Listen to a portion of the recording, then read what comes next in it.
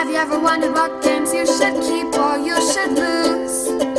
Find out here at Purge Reviews. Shadows over Camelot The Card Game is an interesting little experiment in a card game.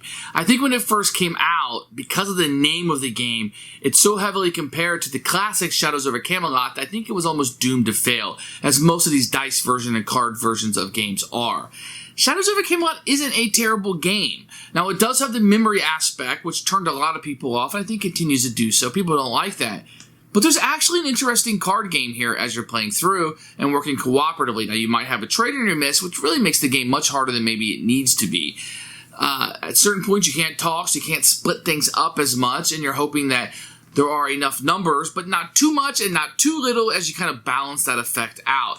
I think it's a neat little card game. It's something a little bit unique. It does have that memory aspect like stated, but I don't think people like that too much. And to be honest, I didn't either. This game ended up being a purge.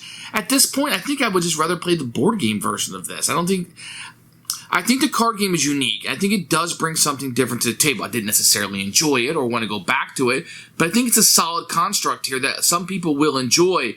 And I think some people maybe didn't try it in the vein the game should have been because of the title of the game.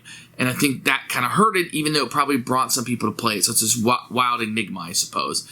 You're going to get a unique memory little game. If that sounds appealing to you, I think this will work out. For us, it's a purge. It wasn't really something we wanted to go to. And I would just play the big brother of a game for us. So it didn't work out. But I think there's more than meets the eye here.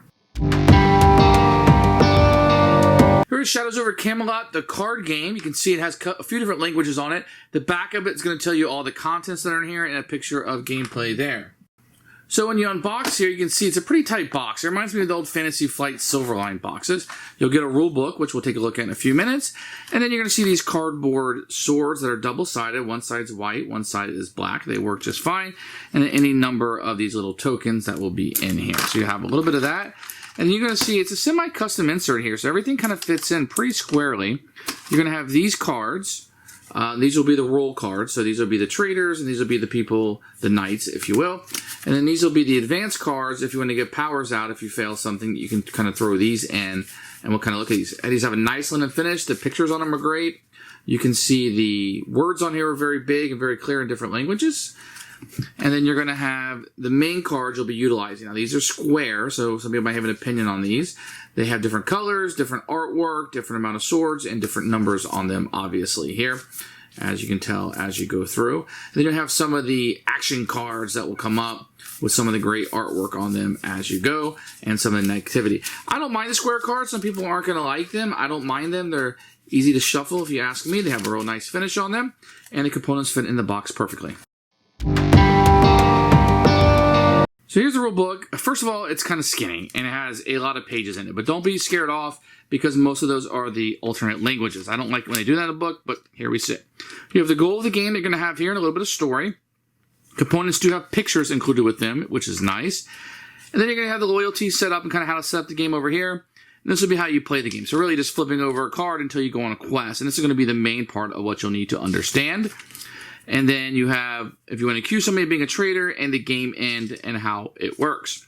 There's some variants over here for solo play, which I don't recommend.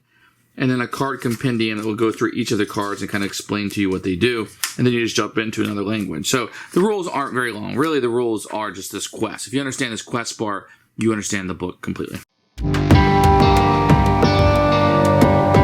So first thing I do is based on the number of players, you're going to shuffle up the loyalty cards. You're going to give everybody a loyalty card. Very easily, if you get it, and this will be secret, so nobody can see it but you. If you get a knight, then you are one of the good guys trying to win the game with 7 white swords. If you are a traitor, then you're trying to disrupt without everybody knowing who you are, and you're trying to win by get 7 black swords. So first thing I do is you're going to take 6 of these Morgan cards. You're going to put 3 back in the box. You'll shuffle them up into the rumor deck. Once you have them shuffled up, you're ready to start playing. So the game is cooperative. In order to win, the knights need to get 7 of these white swords out on the table, and the traitor or the game itself needs to get 7 black swords out in order to win. On your turn, you're going to turn this over, and the players can kind of memorize what's on it, and then you'll turn over another one. You can see here that you continue to do this as you go through. And you can stop whenever you want. So let's say we want to stop here and we want to do this. So the one you stop on is the quest you have to go on. So we would put these aside, we would put these aside, and we'll start adding up numbers. So if these numbers are 10 or less, then we would put a black sword out. If they're 11, 12, or 13, which right here we have 13, we would put one white sword out. So we're on our way to victory. Now, if it had gone over 14, you'd put the number of swords on the mission and the black. So in this case, we would have put 3 black ones up. If this would have been the mission we would have went on, we would have failed with 8. That's 10 or less, so we would put 1 black sword out. Now, in the deck, there are going to be different cards, like the Morgan cards that will do negative effects for you. There'll be some Merlin cards that will be able to help you out and stuff. So if you draft one of these out, then you just do it immediately. Same thing with the Merlin cards. You just do it immediately. Otherwise, that's pretty much the entire game. The traitor will be playing against the players and trying to disrupt things. They can always accuse the traitor, and the knights will be playing to try to win. Now, if you want to accuse somebody, you can only do that once there's 4 of these white swords out. Once there's 4 white swords out, you can accuse somebody being a traitor. If they were loyal and you said they were a traitor, and everybody can only accuse once per game, a black sword would come out for being wrong and you accusing your friend. If you are correct and they are a traitor and you are correct, then you would add 1 white. And then they'd put their traitor out, and for the rest of the game, they would just draw 2 cards and pick 1 to put out each turn. Who should buy this game? If you're looking for a card game and you like the traitor aspect of it, but you want that to be done in a little card aspect, really quick playing with some memory elements, this will work fine. I think this will work fine with families, but it can get a little complicated with younger ones. You want to make sure they're able to digest it, probably 10 and up, I would say. Not a bad game, not a bad implementation, but I'm probably just going to reach for the board game version and skip this. Purge for me.